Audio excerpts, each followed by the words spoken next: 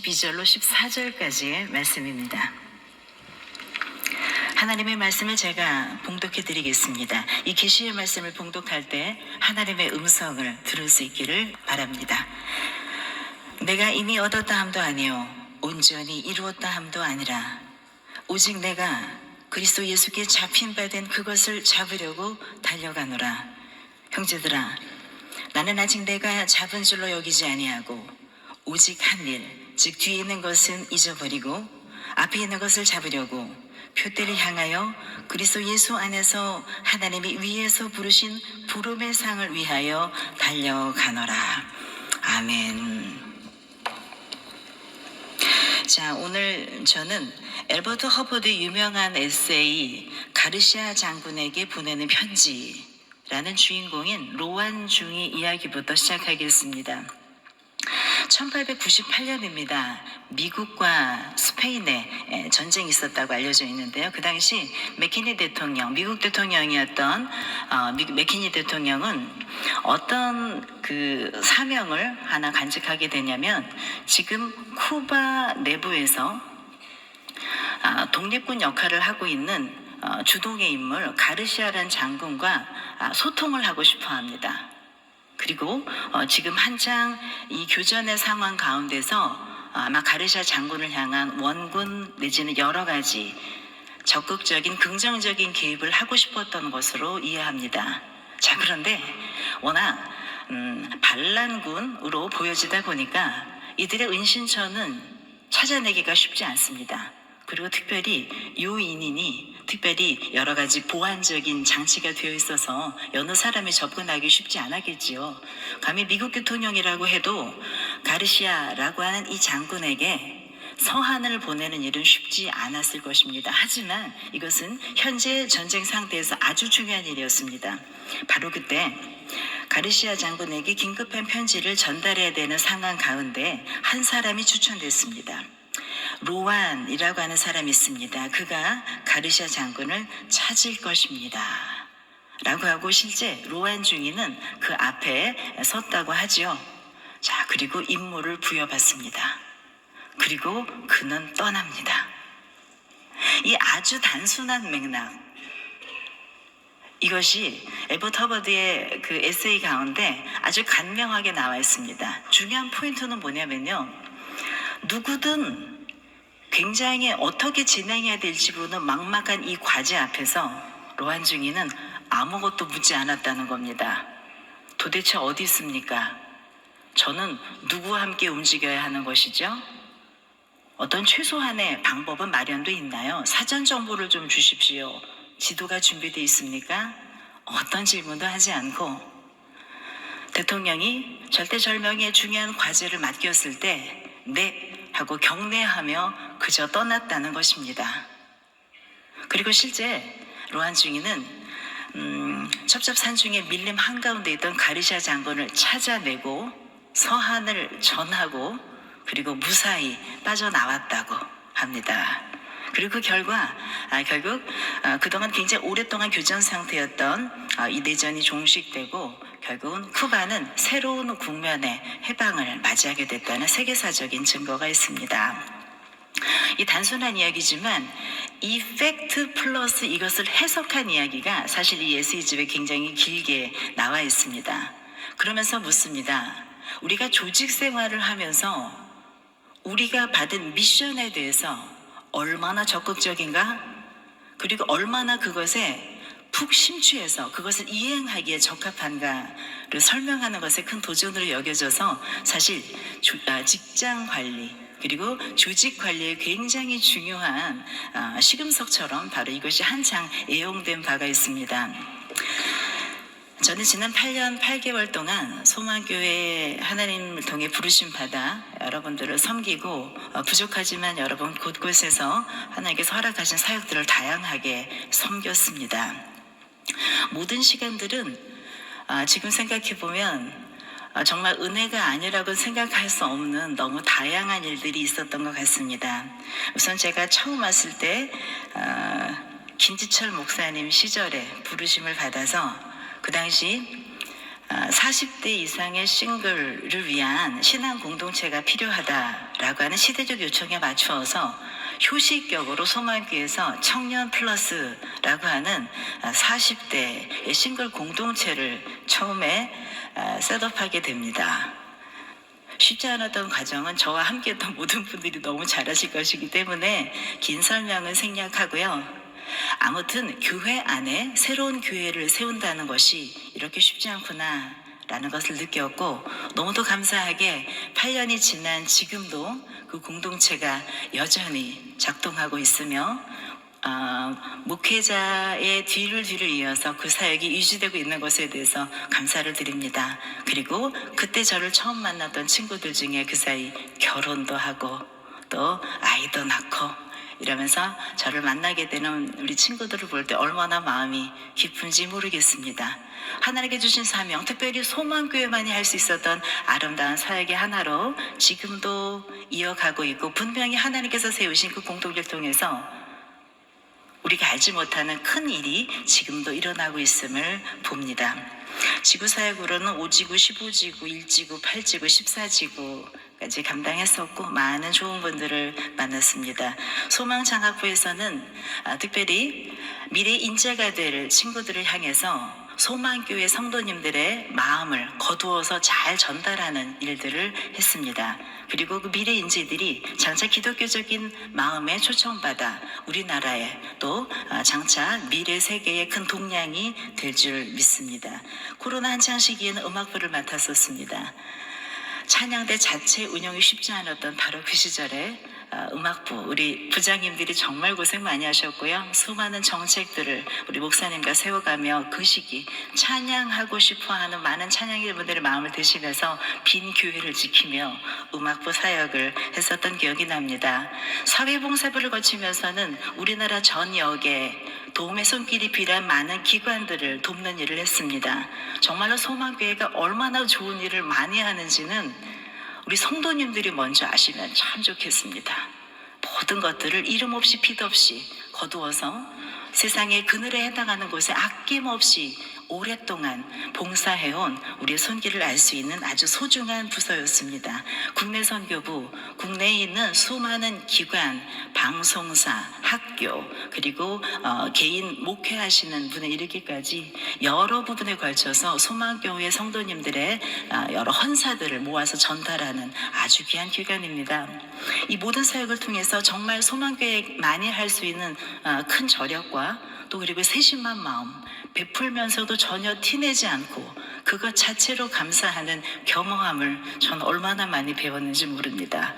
그 안에 그저 교역자란 이름으로 있으면서 이것을 보고 간접 경험하는 것만으로도 얼마나 은혜로운지, 제가 미처 교과서로 배우지 못했던 수많은 일들을 성도님과 함께하는 사역을 통해서 배웠습니다. 이남선교회 3040의 전신이었던 우리 젊은 부부 공동체였는데요.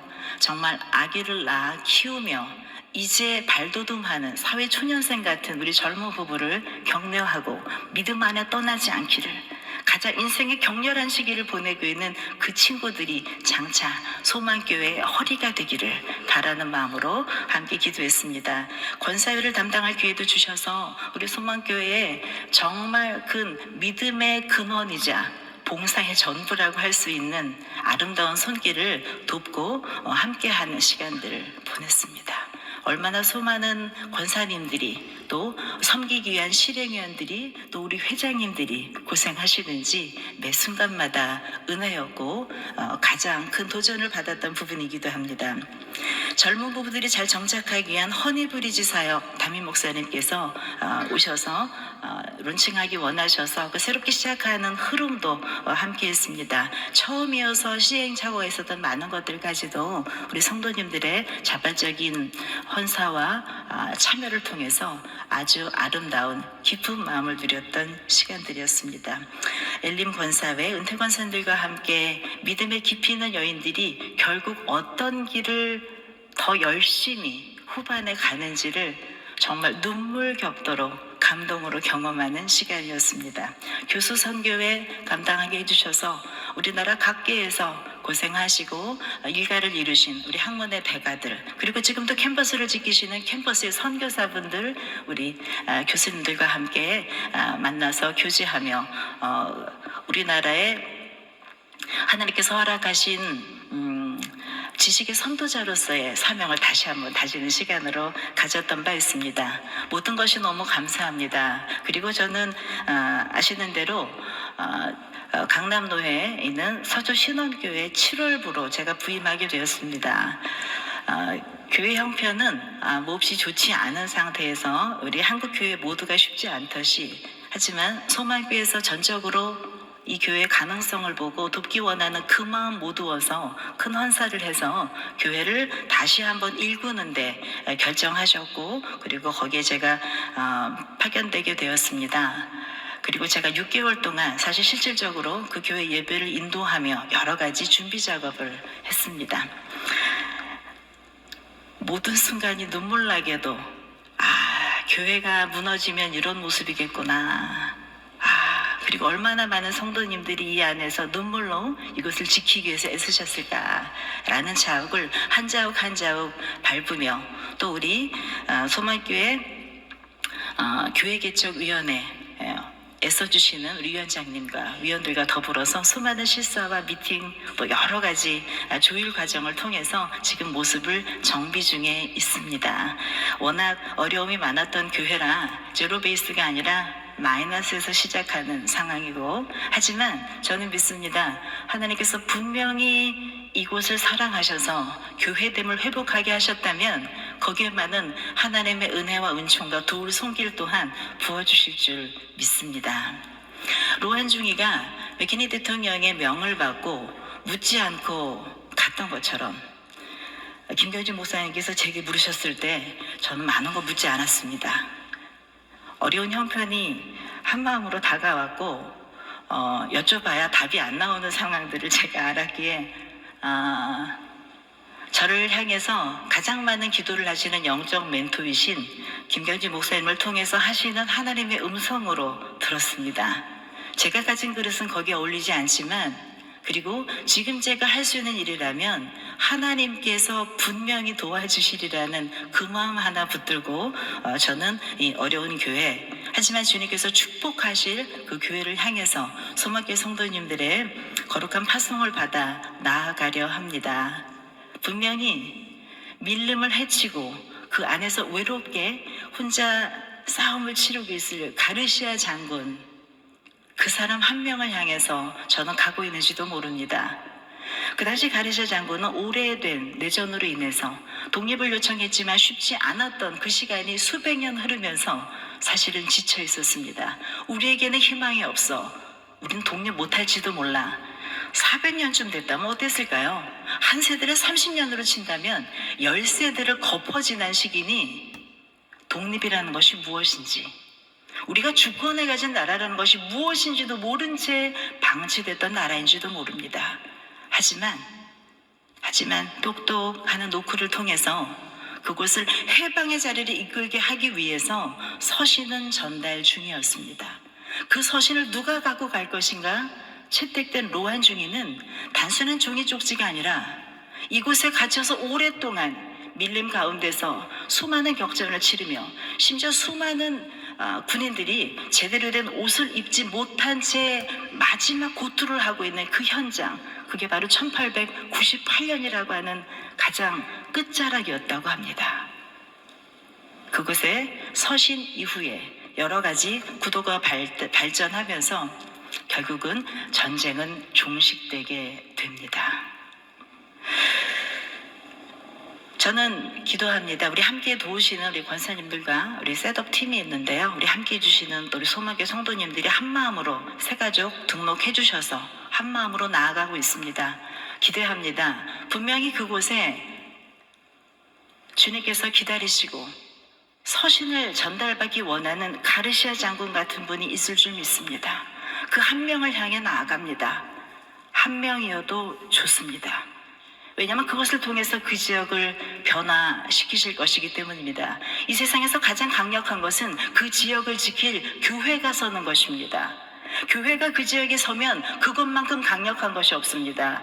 그렇기 때문에 사단은 있는 힘을 다해서 그 교회를 무너뜨리려는 여러 가지 방법을 구가합니다. 가진 방법을 쓰고요. 가장 확실한 방법은 목회자를 무너뜨리는 것입니다. 그러면 연쇄적으로 모든 영적인 구도가 무너지며 그 교회는 더 이상 설 수 없게 되는 것이지요. 그렇게 되면 한 번 무너진 교회는 서기가 어렵습니다. 무너지는 것은 잠깐입니다. 하지만 세우는 것은 정말 많은 노력이 듭니다.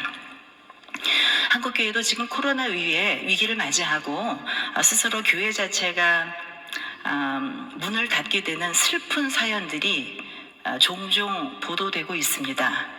흔한 일입니다. 드문 일이 아닙니다.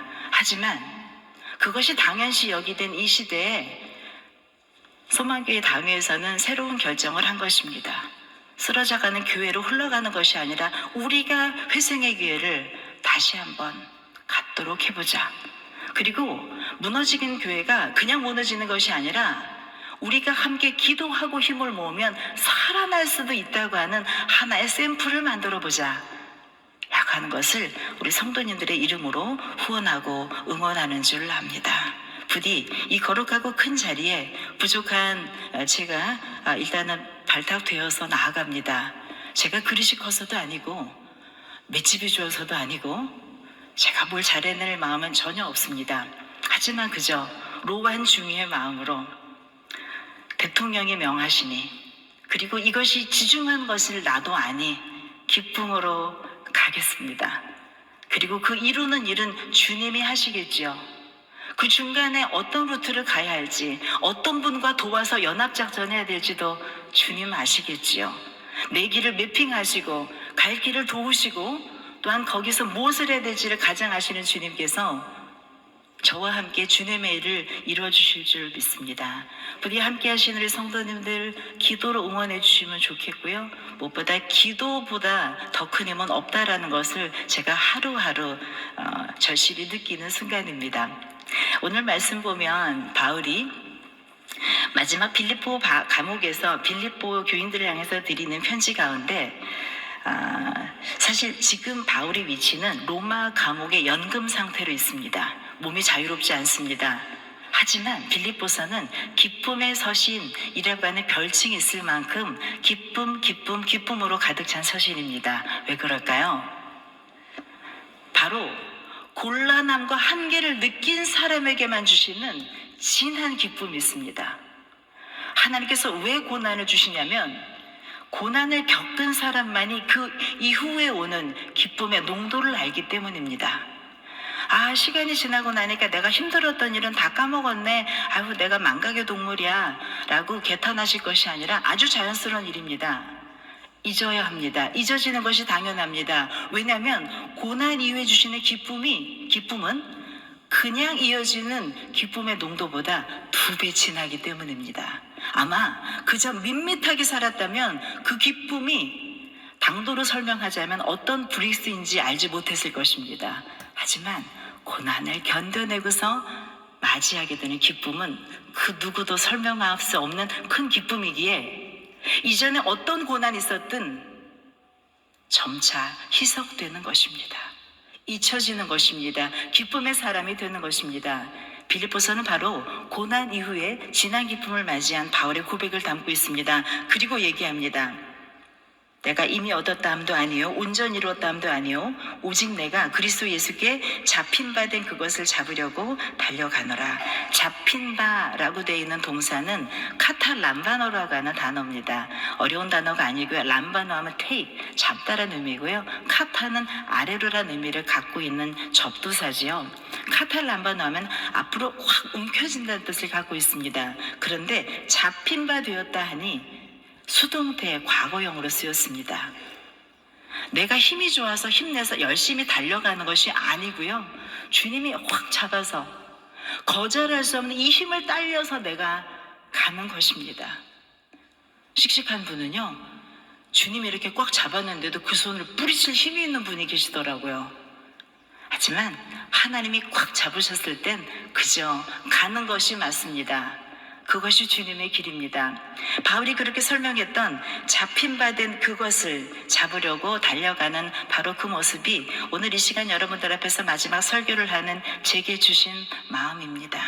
제게 주신 동력은 달리 있지 않고 제게 있는 기질도 무척 유약하며 상처받고 많은 것들을 제대로 하지 못하는 부족함을 제가 너무 잘 알고 있습니다. 하지만 위에 있는 부르심을 따라 잡힌 바 된 카탈람바노 된 바로 이것을 따라서 그저 가려고 합니다.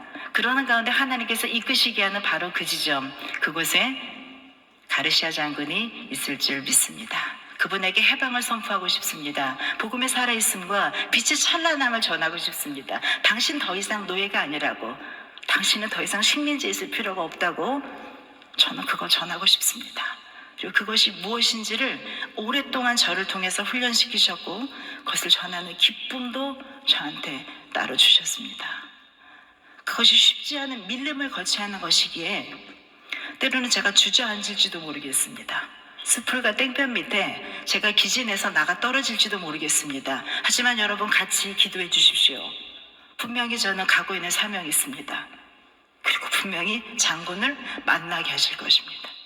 그리고 그 장군 한 명이 변화되면 그곳이 변화될 것입니다. 주님의 나라가 세워질 것입니다. 교회는 무너지기만 하는 것이 아니라 우리가 마음을 모으면 새로 세울 수도 있는 아름다운 주님의 터전인 것을, 이 땅 가운데 가장 아름다운 예수 그리스도의 머리인 것을 분명히 알게 하시리라 믿습니다. 그것을 향해서 그것을 보여줄 수 있다면, 그리고 그 과정에 제가 조그만 불쏘시개라도 할 수 있다면 그것이 제 인생을 향한 하나님의 가장 큰 사명이 아닌가 생각이 됩니다. 여성 안수 30년을 얘기합니다. 그 사이 안수가 법제적으로 허락이 되었지만 실제적으로 안수를 받고 목회 현장에서 그 역할을 하는 여성분은 정말 찾기 쉽지 않습니다. 이유는 뭔지 잘 모르겠습니다. 다 애쓰는데 왜 그런지 잘 모르겠습니다. 하지만 하나님께서 모두 이끄시는 과정이겠지요. 저는 개인적으로 20년 전에 내가 더 이상 살 수 있을까를 한번 생각해 봐야 됐던 힘든 시간이 있었습니다. 그때 우리 큰아이가 초등학교를 막 들어가는, 앞두고 있는 그 시점이었는데 내가 우리 아이를 내 손으로 키울 수 있을까를 제가 마음으로 정말 큰 염려를 해야 되는 가장 큰 슬픔의 지점이 바로 20년 전 딱 있었습니다. 근데 그때 하나님께서 그 시간들을 정말로 드라마틱하게 연장해 주셨어요. 조금만이 아니고요. 5년, 10년. 제가 학교에서 교수도 했고요. 소망교회 와서 너무 좋은 성도님과 더불어서 우리 교회, 우리나라에서 보기 힘든 풀타임 부목사를 제가 8년 8개월 했고요. 그리고 제가 담임 목사 청빙이 되어 나갑니다. 하나님께서 이 마디에 왜 이것을 허락하실까?